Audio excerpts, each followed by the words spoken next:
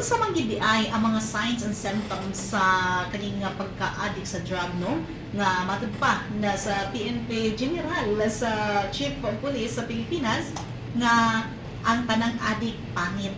Signs and symptoms sa niini sa mga kagamit ng drugs.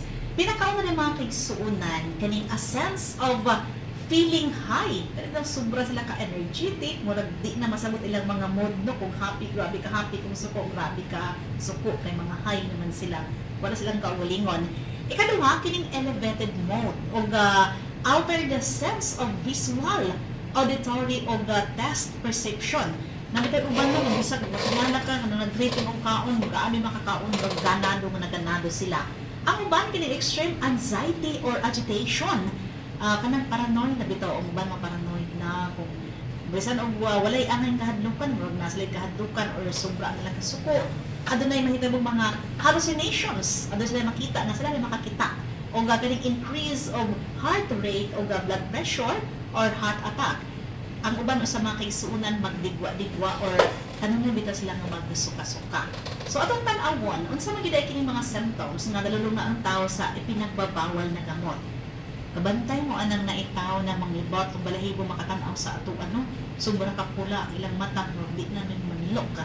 Padayon mo nakalang makaroon ang pagtaas sa kaso sa drug abuse di lang sa Pilipinas, kundi tibuok kalibutan. Kung tan-awon man sab ang data sa PDEA mga kaigsuunan, nagkataas kani atong 2015 ana sa 92% sa mga sa National Capital Region ang drug affected.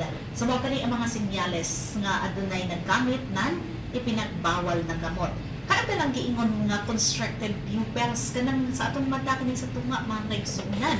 Ang mga gamit na kung ipinagbawal na droga gitawag kini og uppers. Kapansin-pansin nga nanliliit ang kanilang mga pupils or adunay uban kalat nga paglaing sa ilang timbang gumikan ka epekto man kini kasagaran nagtuo na ang uban grabe mo kaon ang uban usab dili halos mo kaon so lain-lain ang effect adunay manambok pag maayo aduna poy grabe magniwang kadi na mo kaon.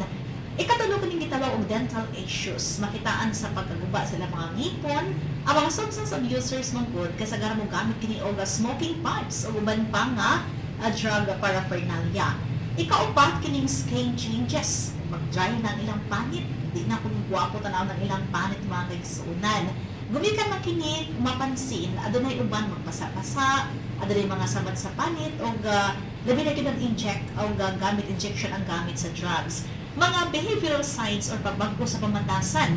Adunay mga tao no, mga sipok na kay mga ulo, di na masapot, mahimong agresibo, inipirminti ang ulo, bakit ang mga signs ng mga abuser sila, irritable. So, ano na yung uban po natapulan ng kahit magtrabaho? Kung nahimo ng drug dependent or dependent sa kini sa ipinagbawal ng drugs, kasagaran ng mga substance abusers, makitaan kini og lethargy or katamaran. Lain nga mga signs mga kaigsuunan ang depression.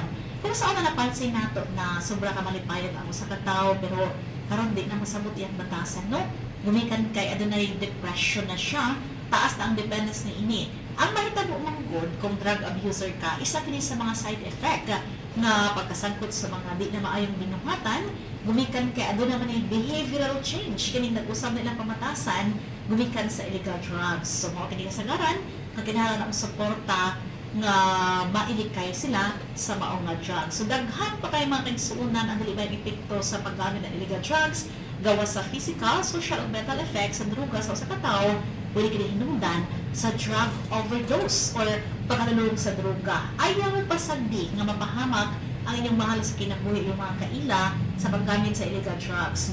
Mas maayo nga adunay moduol ka mo sa mga volunteers sa community-based drug intervention program para maedukar ang mga miyembro sa komunidad mahitungod sa dili maayong epekto sa illegal drugs.